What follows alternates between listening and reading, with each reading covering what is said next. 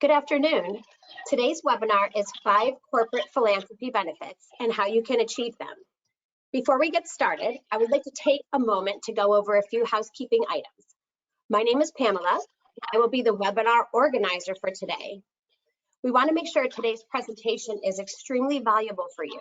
So we ask that you submit all questions by clicking on the question button in the control panel and typing your question.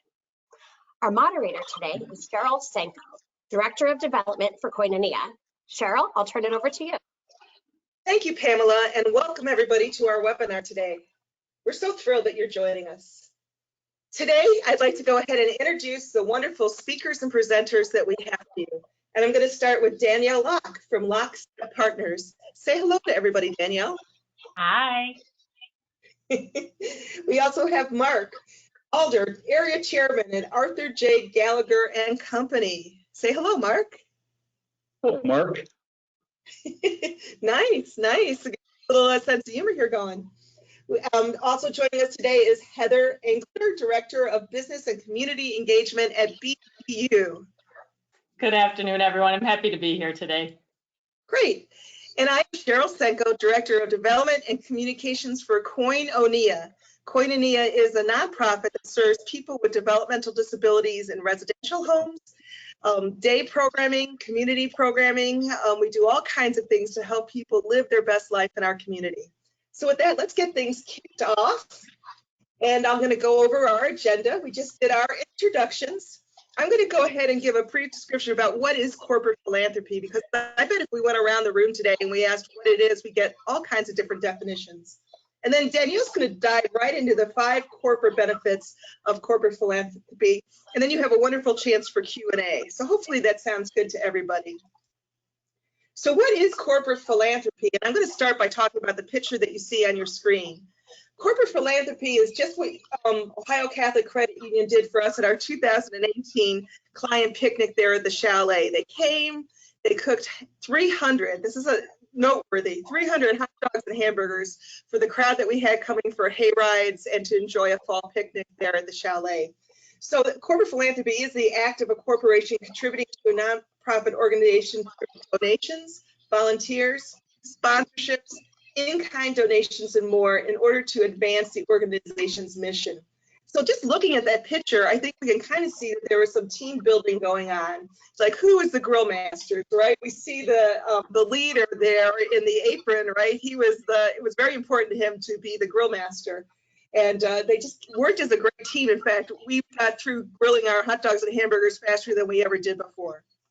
So I'm going to go ahead and turn things over to Danielle now. That's going to talk about why you should be concerned or motivated to engage your employees. Danielle? Thanks, Cheryl. So I'm Danielle Locke, and I am a nonprofit advisor and consultant.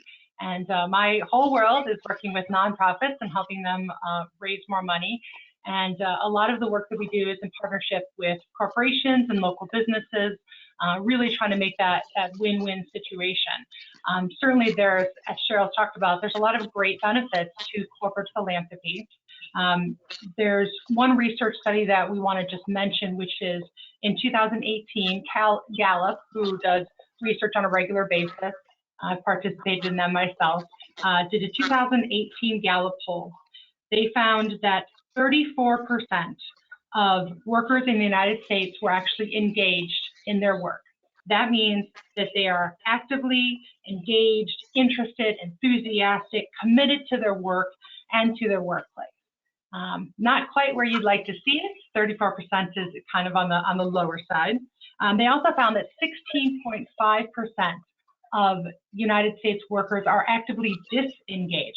That's the entire opposite end, which is they'd rather be anywhere else than at work. And the remaining 53% are what they call just not engaged. And that simply means they're doing the bare minimum.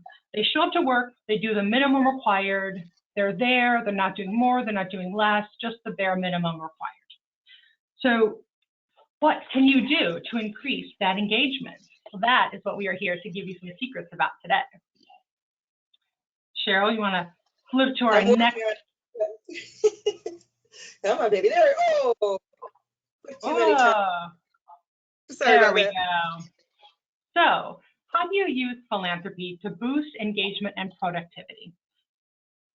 The Gallup poll also found that what individuals are looking for is a sense of purpose, along with autonomy and mastery, is key to driving employee engagement. Organizations that are best and engaging their employees achieve earnings per share growth that is 4 times that of their competitors. So when you've got actively engaged employees, you have the potential to have earnings per share that is 4 times your competitors. Those companies in the top quarter of engagement realize substantially better customer engagement, higher productivity, better retention, fewer accidents, and 21% higher profitability. Those are great reasons to work towards boosting your engagement and productivity of your employers. And by the way, engaged workers also report better health outcomes. So as Mark can attest to shortly, those health insurance costs are definitely something that we want to pay attention to and try to reduce as much as possible. So how do you use philanthropy to boost employee engagement? There's a couple of different ways that I have worked with corporations and I've seen work really well for them. One is employee grant making.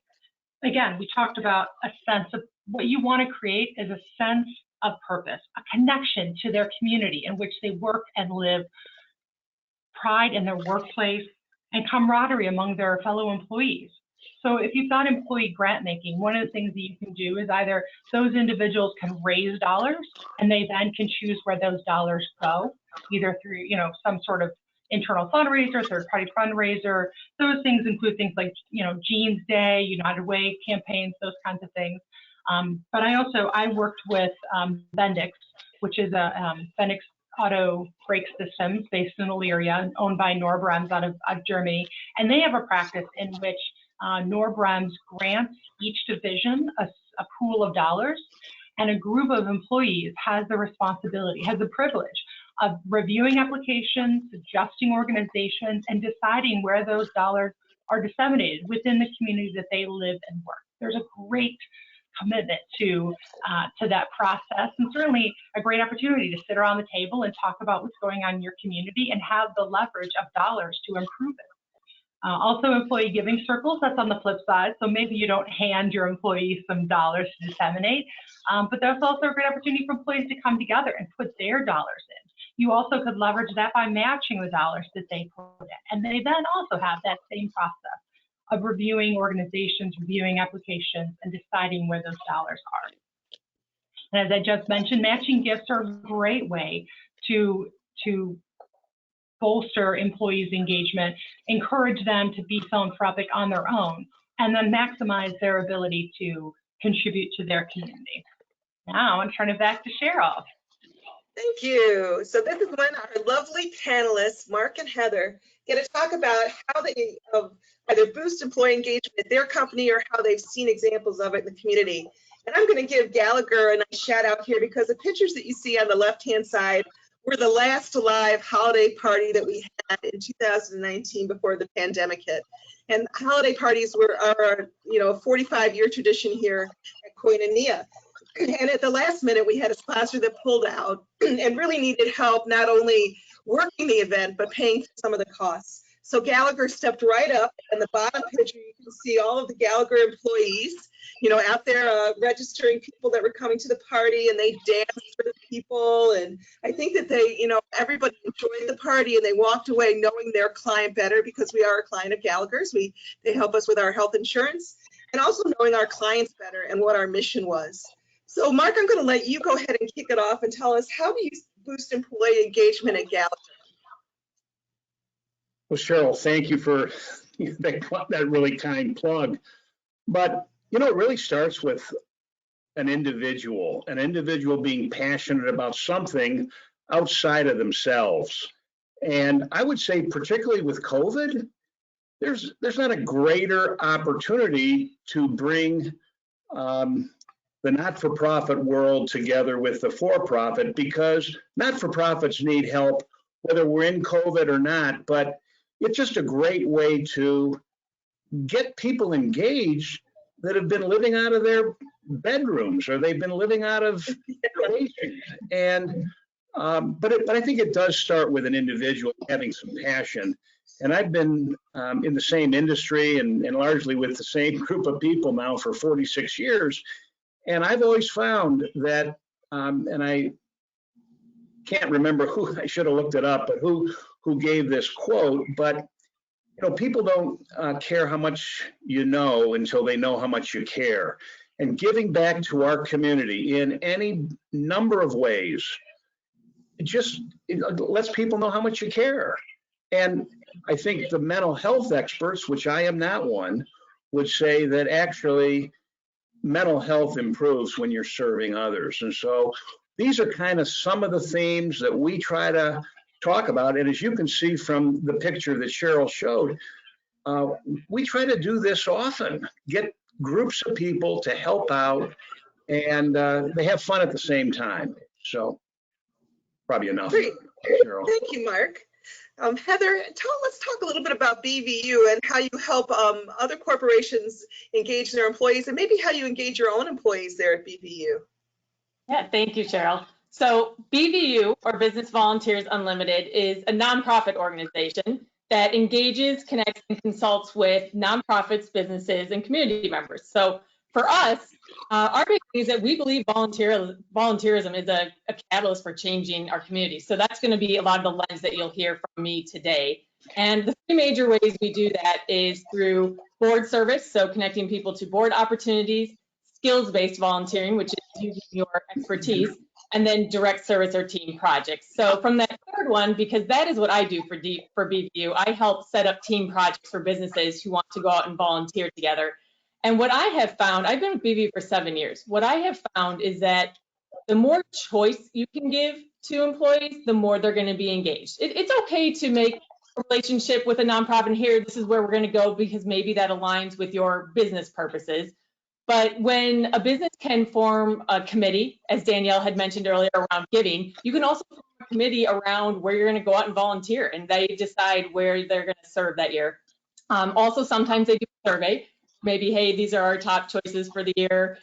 So which ones you guys all want to go out to? BVU also actually offers a survey where we can just kind of, before we even set up the event, find out where you think your employees would be interested in. So choice, I think, is what really matters here. And then also not making assumptions. I would love to spend an afternoon of paid time in a community garden getting my hands dirty, and that is not what everybody wants to do. So what happens sometimes, you have a leader who really loves that and assumes that everybody else is going to love it too, and that is not the case. So being very aware that going out and serving as a team is great. The way you do it might need to take a few different shapes. So good advice. Thank you. We appreciate your insights so much.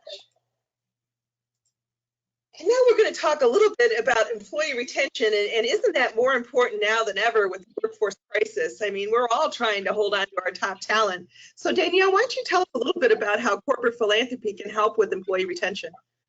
Sure. Thank you, Cheryl.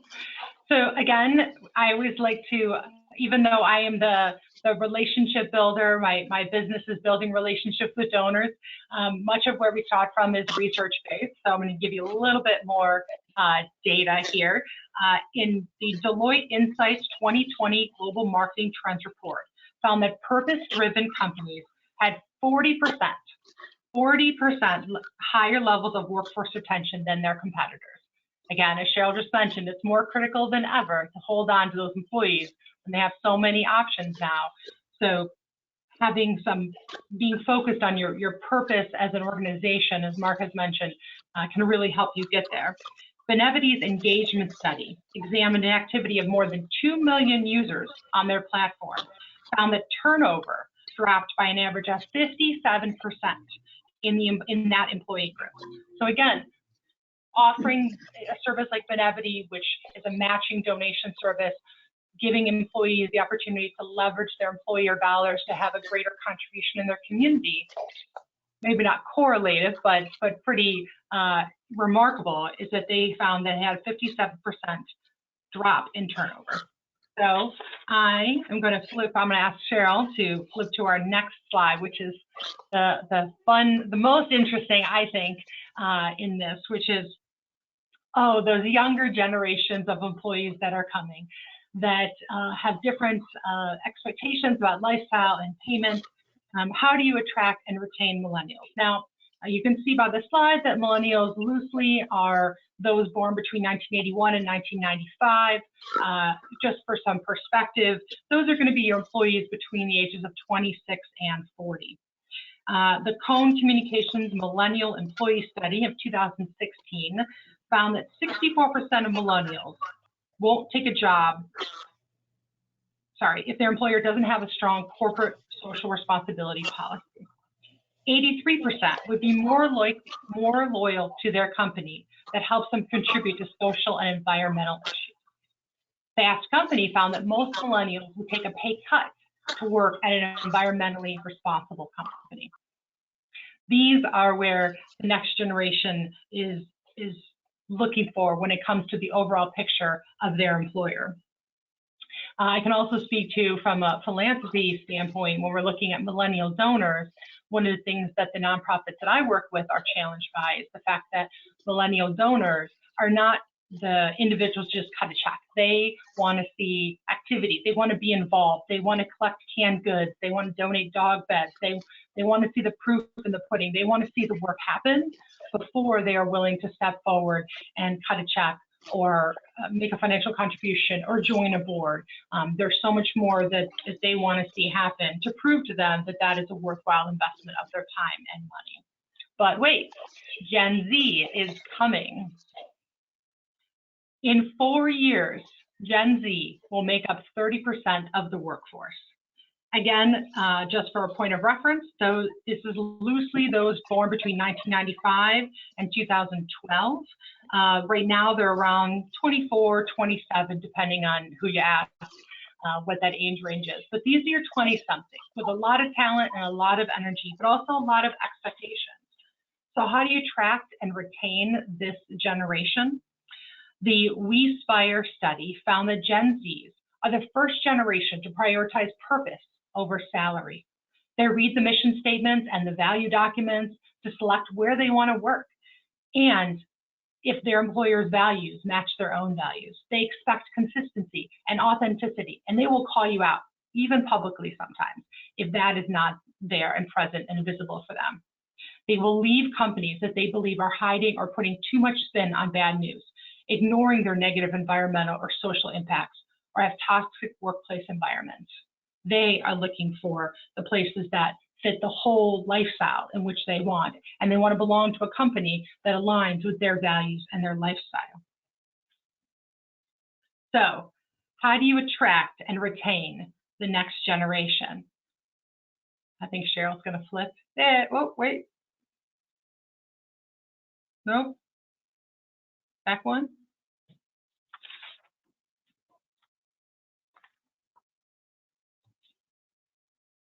All right.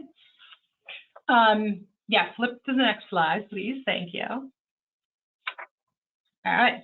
So how do you attract and retain this talent? First of all, you're going to want to promote your company's philanthropy as a benefit, because that is going to draw this next generation. The fact that you have matching gifts, that you're involved in the community, all the things that Mark just talked about, and then he's going to talk about further, that is going to attract that next generation because they want to be part of that environment. Encourage and support employee community involvement, including paid time off to volunteer.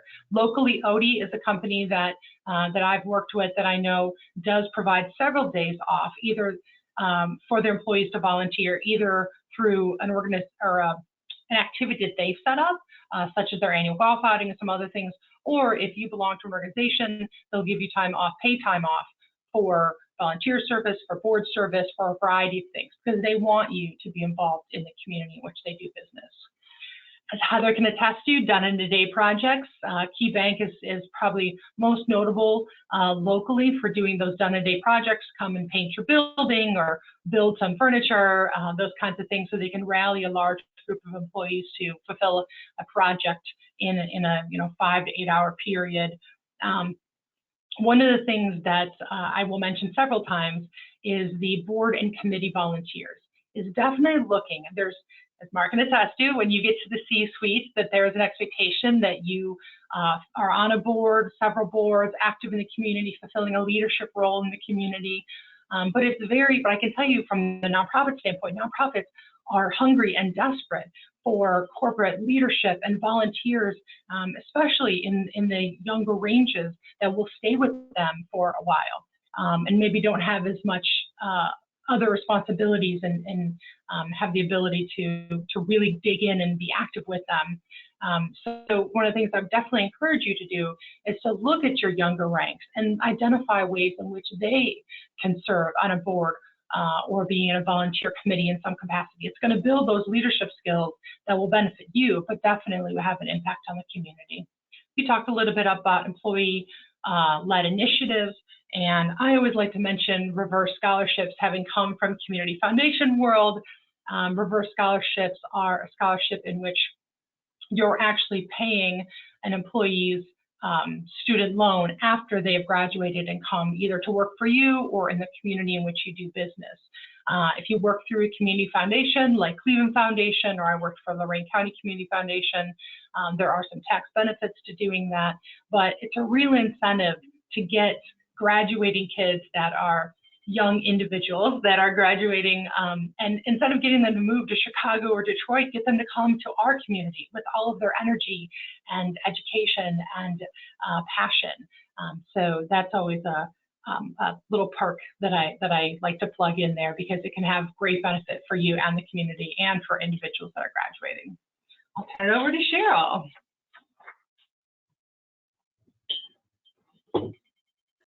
Thank you so much, Danielle.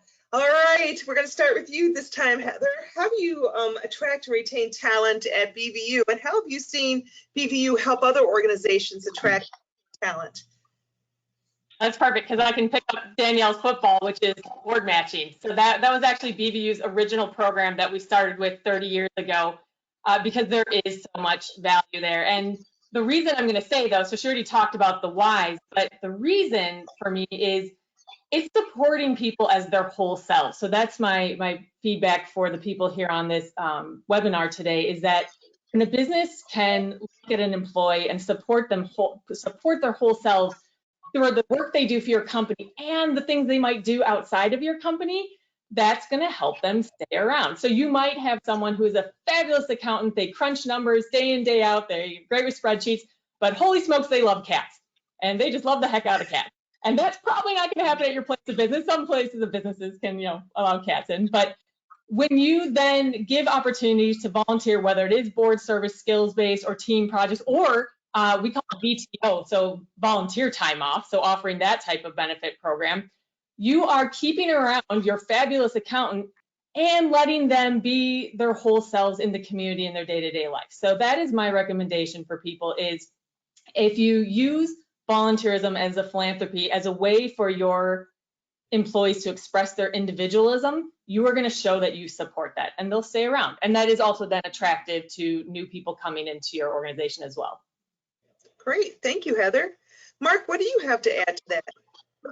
Wow, thank you. So Gallagher is a large international insurance broker, and I still remember some movies that poke fun at insurance agents, but Gallagher's really in the people business, and we recruit people on college campuses, have an internship program, and part of what we tell them from the beginning is about something called the Gallagher Way. And the Gallagher Way is kind of a 25 principles that once upon a time were written on the back of a cocktail napkin by our chairman of the board at that time, and said, these are the values. And so oftentimes we recruit to culture.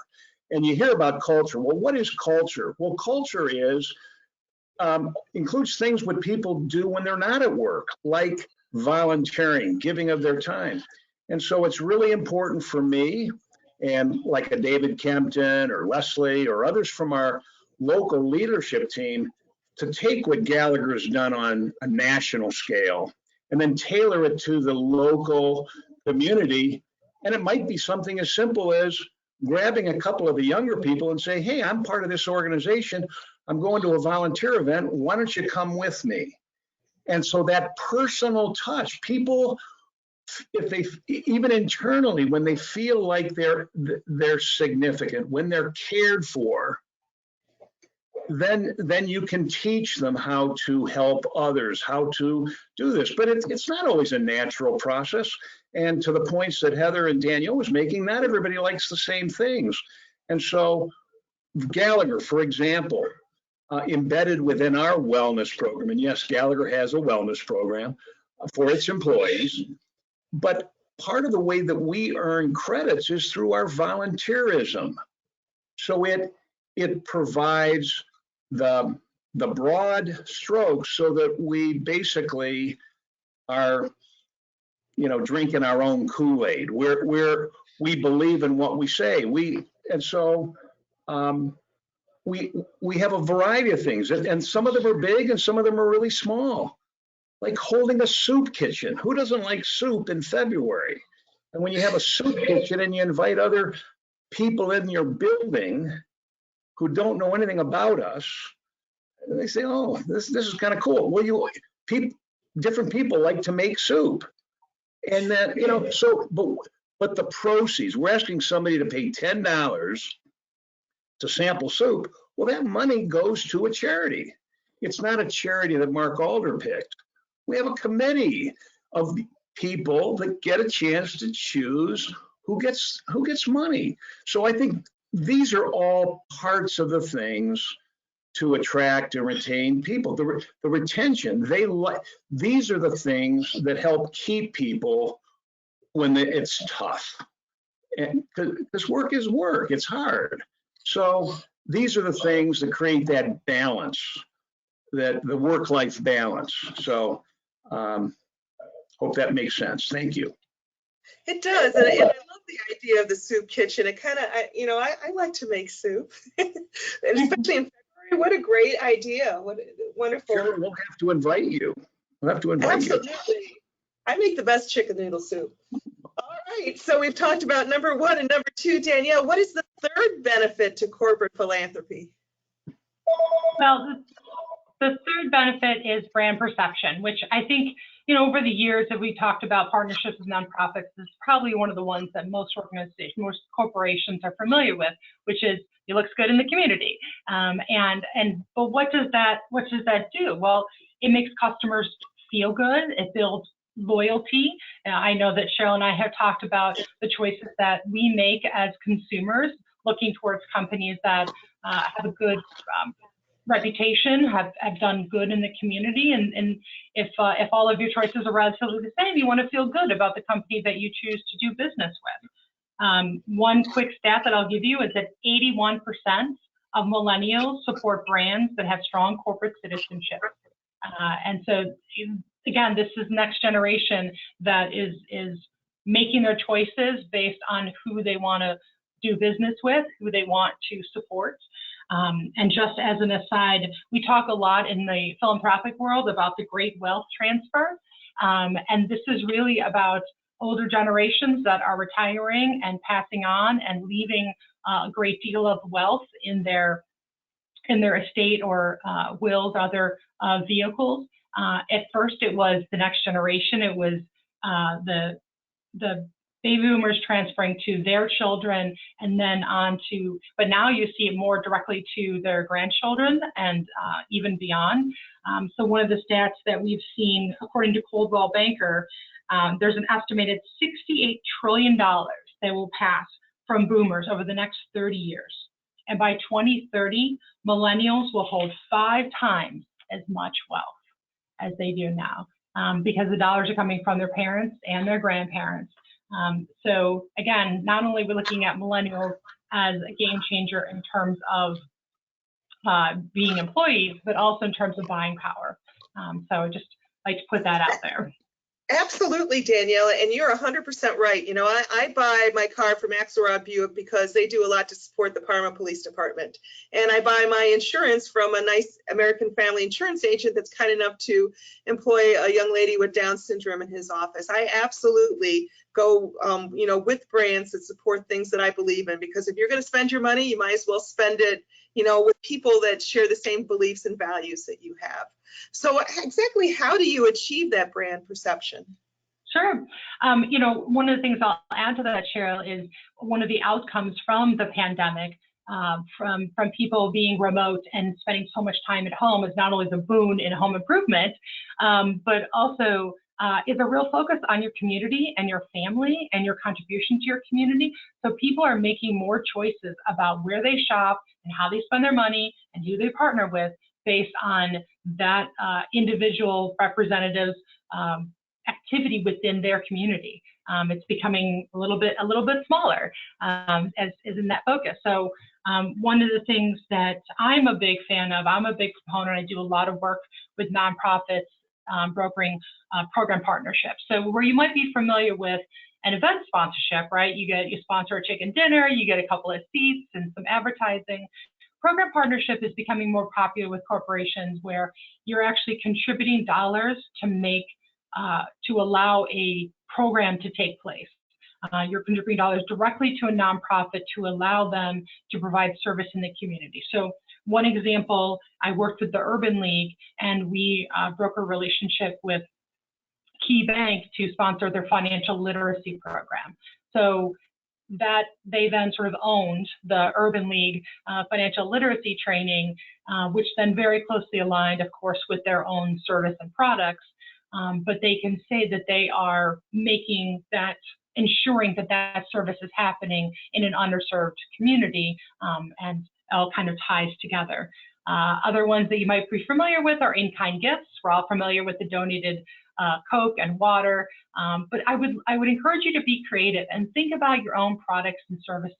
I've worked with a number of representatives that have donated cleaning services, and of course, accounting, strategic planning, printing, all kinds of things. These are all expenses that a nonprofit will have to put out in order to make, to build their awareness or fulfill their mission. And if you can help to undercut that cost, it's still a huge service to that organization. If you have the ability to donate a percentage of your sales, that again is great awareness in the community. Every customer that's coming through will see that you're contributing percentage to said nonprofit that you've aligned with. And as I will keep plugging the opportunity for board and committee service, loan executives are often sort of overlooked opportunities for your mid-level management folks to go into a nonprofit and provide really valuable service. Financial planning, strategic planning, marketing, branding. I mean, these are things that nonprofits end up getting grants for, or end up having to put out a lot of dollars to move their mission forward. And if you can provide some of that at a free rate or a discounted rate, that is tremendously helpful to helping them improve their business and being able to serve the community in a better way. Great, thank you, Danielle. Heather, I know that BVU's got a great volunteer portal for experts like that, because I've used it, right? Where if you have an expertise like accounting or legal or even administrative, that you're able to promote those talents right on the BVU website, isn't it true? That's correct. We have an online volunteer center. It's called the Volunteer Center at BVU. And it's a place where any nonprofit can post their volunteer needs, and then anyone from the community or businesses for free can match to them. So it's at our website. I'll give the plug, bvuvolunteers.org. Excellent. Well, we do have a few volunteer opportunities open at Koinonia. Go figure. We have some ads on that portal. One of the things that I'm looking for that is a really fun opportunity is we have 3 area churches that have given us gift cards for our clients, and we have enough so that for every client that lives in one of our group homes, and that's about 350 people, we have at least a $25 gift card for them. So I'm looking for volunteers to shop for a particular group home. So you may be shopping for a home in Strongsville that's got 4 residents, and we'll give you their gift list, we'll give you the gift cards, and we ask you to shop for them. You can shop for them either online or in person if you like the crowds and the rush. And we're asking you to also wrap those gifts and to deliver them at that particular group home. So you would be responsible for that home and for those gifts. So I'm about halfway there with the volunteers that I need. If you're listening to this webinar, please email me, Cheryl Senko, Cheryl, CHERYL Senko, SENKO at koinoniahomes.org. And we will get you some information, or you can go right onto that BVU volunteer portal and sign up for the ad that we have. So I got to give a plug there for my friends here. All right, so Mark, maybe you can tell us how important is brand perception at Gallagher, and what are some things that you do to promote that brand in the community? Well, Cheryl, thank you.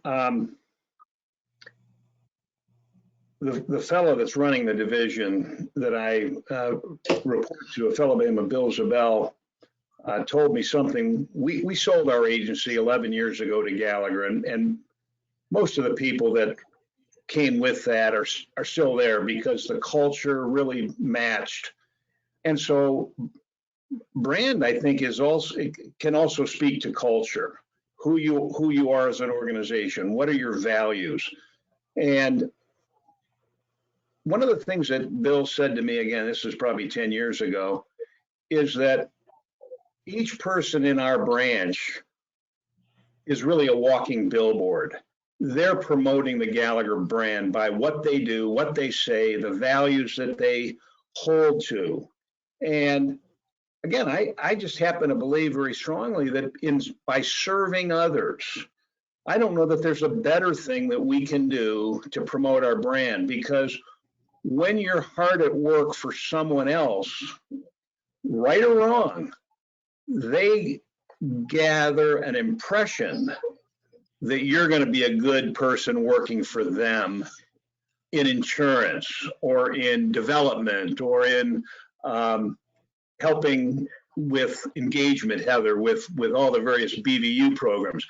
They may be making the wrong assessment, but again, when people see you at work outside of what you do and they see that energy, they form an opinion. And so that brand carries over into that corporate world. And a brand for a Gallagher is very, very important. But again, let's face it, it's very difficult for an insurance broker to create a brand outside of what they do to serve people. And so that's what Gallagher has. And again, that's my interpretation of why we're doing some of. It's not why we're doing it, but it's the result of the community efforts that we hold as one of the highest values that we could have.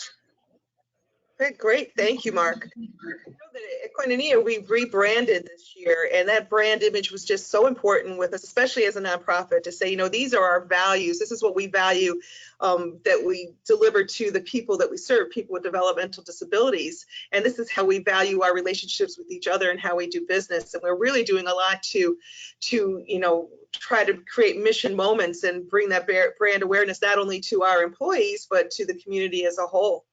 Heather, how have you seen brands build their reputation through volunteerism or corporate philanthropy?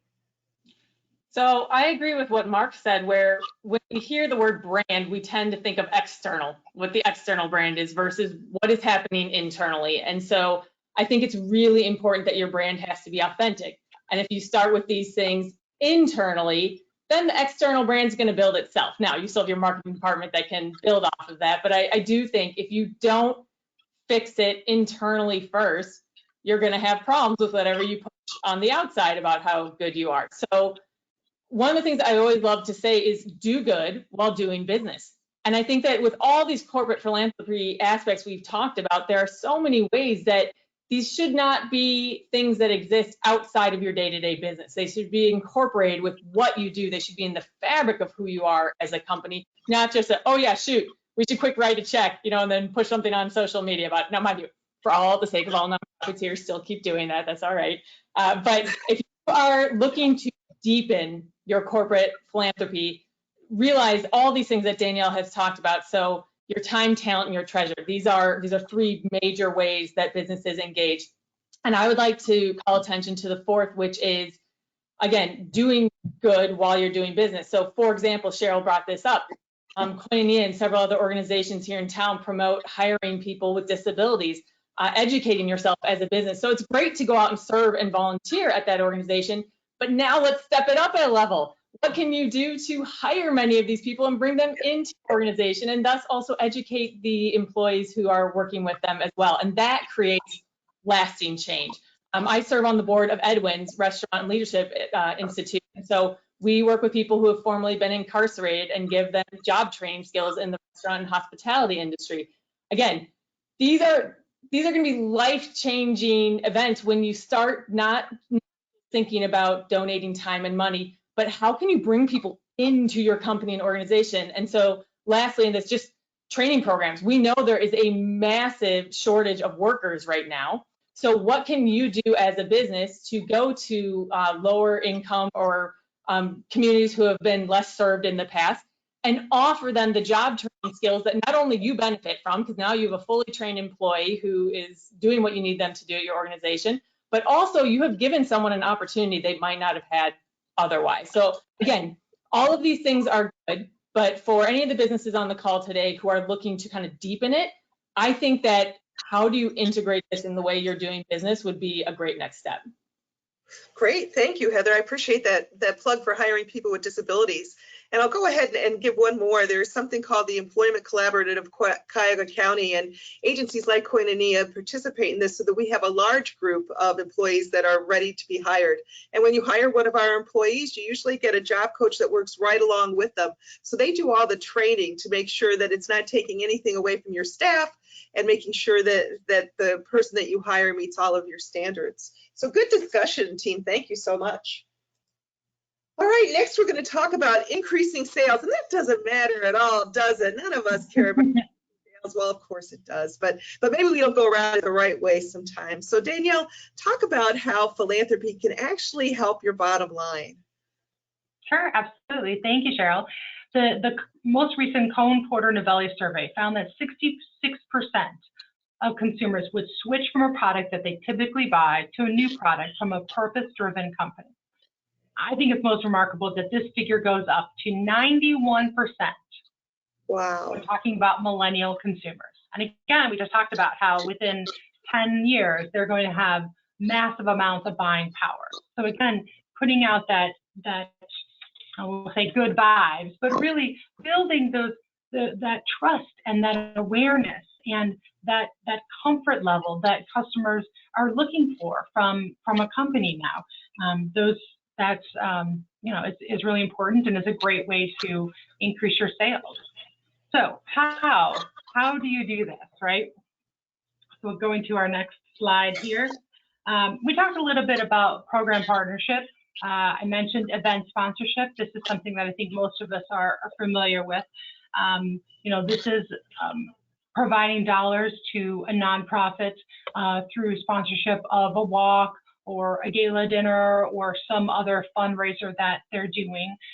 But this can really build your goodwill in the community. It can help build your awareness. It can help align you not with a particular program, but with a particular organization and mission. So, thinking about partnering with a nonprofit and looking at what are the visibility opportunities. A lot of nonprofits have strong, loyal base of donors that are connected to them on email and social media, and how could it benefit you to be in front of that audience. Again, we talked about marketing your philanthropic opportunities, tooting your own horn, letting people know in the community the good work that you're doing, the partnerships that you have with nonprofit. Again, we talk about cause marketing, the opportunity to align your organization with a nonprofit whose mission aligns with either your values and your company's interest in doing good work in the community, or your product and service. So a couple of great examples. When I was working for the Cleveland Clinic, we did a partnership with CareSource and our minority women's health program called the Universal Sisters. Again, CareSource is a service for individuals with less ability to less financial ability, and they're really interested in supporting minority communities. So it was a great match for them to be visible in a program that the Cleveland Clinic was already going to produce. It was a good visibility match for them. Much like Mark talked about, that board service, that building connections. This is the base of what Rotary and Lions Clubs and Kiwanis have been built on for decades, which is you might go, people get to know you and they get to know what you care about, and they trust you before they even talk about the service or product that you can offer. But when someone goes to look for health insurance for their company, they're probably going to call Mark first because they know the values that he and his company have, and they trust that they will provide really good service for their employees and for their business. The other example that I give you, also from the Cleveland Clinic, we used to partner with the Arthritis Foundation because so much of the services that we offered from a medical standpoint was targeted at the older generation, seniors that are having hip replacements and looking for treatment for diabetes and other things. So being a sponsor of their health fairs that occurred in multiple counties across Northeast Ohio, having the Cleveland Clinic be on site to talk to individuals that are coming through the door, to get health information, provide free health information, and maybe a couple of sign-up sheets with some name and email addresses so you can continue that conversation. Goodwill equals higher sales.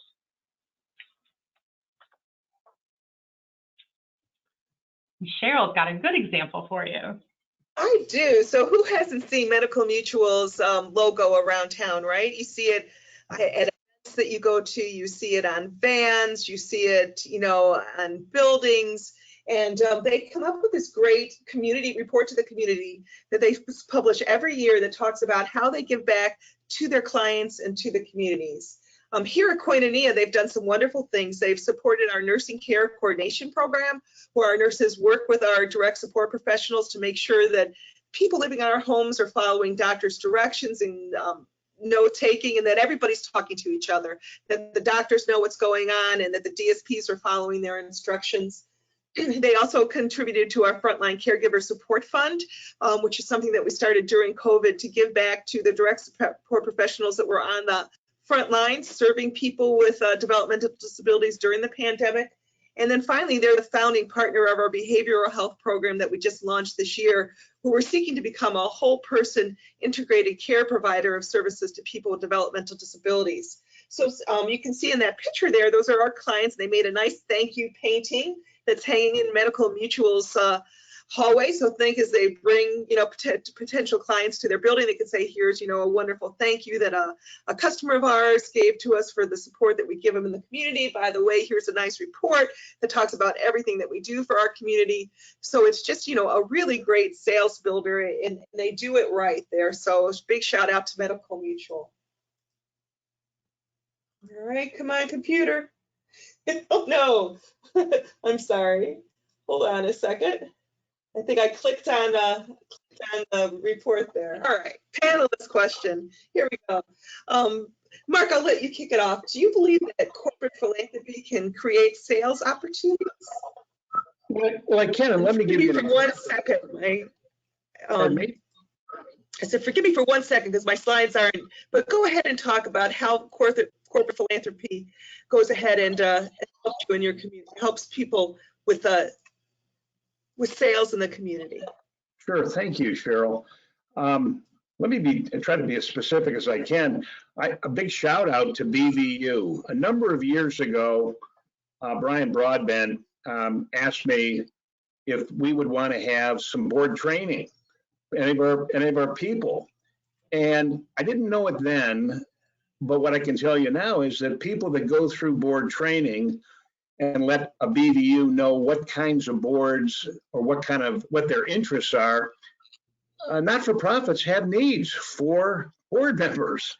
And a strange thing happens when somebody chooses to serve. It's not the reason you serve, but when somebody chooses to serve, sometimes those organizations or other members of the board need the services that you provide, or you can buy services from someone else that's on the board. And I found that that's a very interesting side benefit of philanthropy, that actually sales happen, sales increase.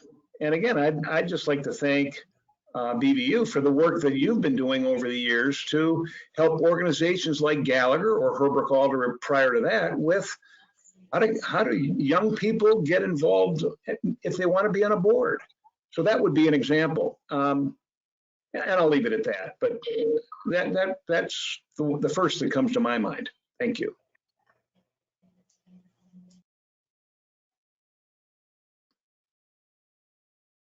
Well, I'll take it so that you're going to introduce me next anyway. So to go on that, yes. So volunteerism, whether it's board service or direct service, going out to the food bank, is relationship building, right? You're meeting other people in the community, you are working with them, it's relationship building, and thus establishing a level of trust, and that is sales, right? We want to make sales easy for people. We all need things. And so when you're like, oh, I don't have to think about where to get my insurance from, he's a good guy, I trust him, I'm going with it. We all need more easy in our life, right? So when you've created these relationships, and many of these can happen through volunteerism, it just makes it easy. And then I will segue that to different companies who are on this call. If you have an item for sale, for purchase, right? Because some of us are selling things versus our time. So I need socks. And if buying one pair of socks helps somebody over there, like a third world country, get clean water, that's an easy choice. You've made it easy for me to do good, right? So in our fast-paced American society, most of us want to do good, and we also have very little time, right? So when you make these choices easy for us, oh, I can do good and get the socks that I needed. Now, I mean, shamefully, we pat ourselves on the back, but it's still a good thing, right? Again, and so you as a business need to figure out however your consumer base is, because again, you all have different consumer or client bases, how are you making it easy for them to also then participate in the good that you do? So another way to look at that would be when I go to get gas and it's like, hey, do you want $1 to the food bank? Sure, that was easy. I just pressed a button and I didn't even have to go on my phone to do it, right? And I just donated $1 to the food bank.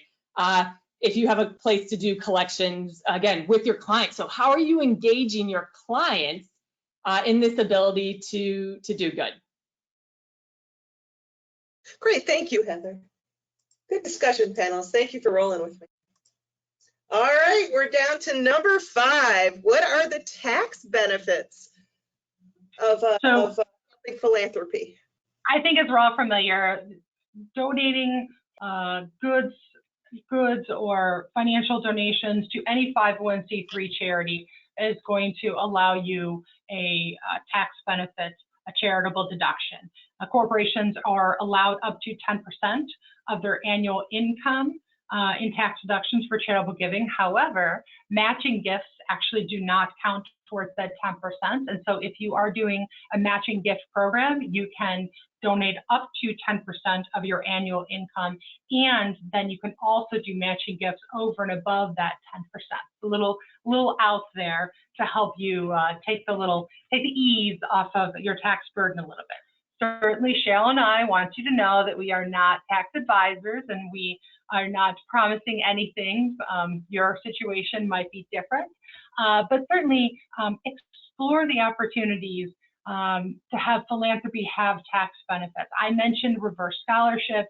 In an earlier discussion we had with Mark, he mentioned how their company has both a private foundation as well as a donor advised fund coming from Community Foundation. Donor advised fund is a great opportunity to donate dollars to a charity, which would be the holder of that donor advised fund, get a charitable deduction now, and then also have the opportunity to decide where those dollars are granted now or in any time in the future. So philanthropy can be a powerful opportunity to help reduce your tax burden. So just a little plug for that. So we are to our last slide. We're going to take questions. We just want to review the 5 benefits, which are boost employee productivity and engagement, attract and retain talent, improve brand perception, increase sales, and tax benefits.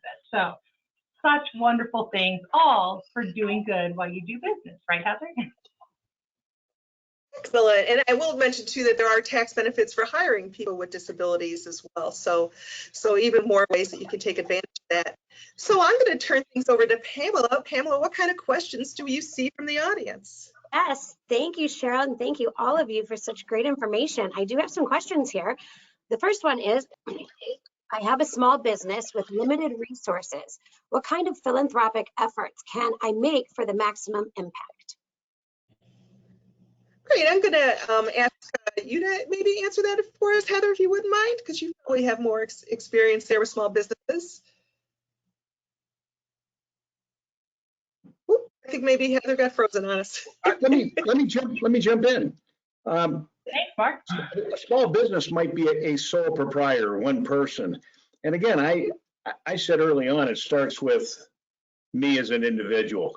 Is there something that I can be passionate about, whether it's cats or dogs or people that are homeless or people that have disabilities? I can get involved. And even if you only have 2 people or 4 people or 10 people, it starts with a person, and get engaged yourself, and then you can bring along others and find out what they're interested in and join them. If you're the employer, there isn't any reason that you can't help sponsor something that employee. And so you touch a lot of the topics that Danielle and Cheryl introduced to us today. So that would be my quick answer. Yeah, I've worked with a collision center in the past called South of the Square Collision Center in Medina, Ohio, and they're really the experts of community, small business. They'll sponsor the football team and be in the program. Or one of the brilliant ideas they had is that they got 3rd and 4th graders backpacks, just the kind of cheap backpacks that you can get with their logo on the back. And let me tell you about increasing sales. The parents got into an accident and that logo had been in front of them for so long that they received a lot of business from it. Sponsoring, volleyball teams and then rooting that team on social media has done a tremendous amount of things for them as a small business. What other questions do we have, Pamela? Next question. Are there charities or programs that tend to get more buy-in from employees than others? Where should we focus our efforts to best engage employees? Oh, Danielle knows the answer. Well, so I would say, much like Heather mentioned at the beginning, I would highly encourage you to start from the ground up. Start from your employees. Ask their opinion. Talk about what they're passionate about. Do not assume that they are interested in what you're interested in or the usuals, because they might very well have something very unique that actually might be beneficial to your business. As someone who's worked, my business is based around small to medium-sized nonprofits, so nothing against the American Cancer Societies and the Susan G. Komens of the world, but those get a lot of attention. And sometimes the work that your small business and your small pool of employees can get lost in a large organization like that. Sometimes you can have a great deal of impact for the nonprofit that really is probably a mile down the street. Great, thank you. Heather, do you have anything that you'd like to add to that? No, so again, going back to do a survey, do not make assumptions. There's no cause that is more worthy than another. They are just different, and your employees are all different, right? So what works for one company and what engages their employees, do not assume that that'll work for yours, whether it is giving or volunteering. Again, start with the people that you have. Great, thank you. One thing I know that the city of Parma, as you couldn't tell, I'm a Parma resident, is that the city hall will pick one charity a month that does some business within the city of Parma. And back when we used to work live, they would have a jeans day. And a lot of people work at city hall, and it would be a couple $100, but it was always the employees who chose what nonprofit they were going to, benefit that month for their monthly jeans day. And because they did it every month, everybody kind of got a say to put their favorite nonprofit out there. So good. I think we have time for just one more question, Pamela. Is there another one out there? I'll give you one more. Yes, here's the last question. Who would I contact in my company to sponsor other charities, such as Girls on the Run or a Lupus Walk? Question. I'm going to throw that out real quick, that I think this is key for all the businesses here on this call. If your employees don't know who to contact, is it because you don't want them to know who to contact? And that's a different issue, right? If your philanthropic giving is housed at a certain level that you are not encouraging your employees to know how that process works, and you want them to, then you need to fix that right away. So many businesses do give out of their marketing budgets, or they have a certain set of philanthropic dollars. If you are using this as an engagement tool, an employee engagement tool, that is the first thing you need to fix, right? You should have, all of your employees should know exactly how that works. Great, good answer, Heather. Well, I think that we're just about at our time. Look at to the minute. We are like time team. Thank you so much. I want to thank Danielle, Mark, Heather, and Pamela, and everybody at GCP for hosting this webinar for us today. I think it's a lot of great information at a time of the year when we're all thinking about philanthropy. I'll just give everybody a chance to say goodbye, starting with you, Danielle. Well, thank you so much for having me. I appreciate it. Koinonia is one of the many nonprofits that I am a consultant with. Cheryl and I've been working together for a while, so I'm happy to be here. Thank you for the opportunity to give the perspective from the nonprofit side. Okay, and we're thrilled to work with you, Danielle. Thank you for joining us. Mark, would you have any closing comments? Well, I just want to thank you, and if you have any questions for me personally, feel free to reach out. It's Mark Alder. I'm with Arthur J. Gallagher. We're insurance brokers and advisors. And again, appreciate your time today. Thank you. We appreciate your time and your insights so much, Mark. You've been fun to work with. And finally, Heather, any closing comments for us? Yeah, so thank you everyone for took the time to listen, because it means that you want your company to do better, right? You want your company to get more engaged, and that's really exciting. And for us, again, BVU, we're the volunteer organization, right? So Danielle does the consulting around philanthropic and charitable giving. We could help you get your people engaged in the community. Great, thank you so much. And Pamela, thank you again, and everybody at GCP for help with this webinar. It's been fun. We hope to be able to do it again at some point in the future. And with that, I think we're ready to close. Thank you, everybody.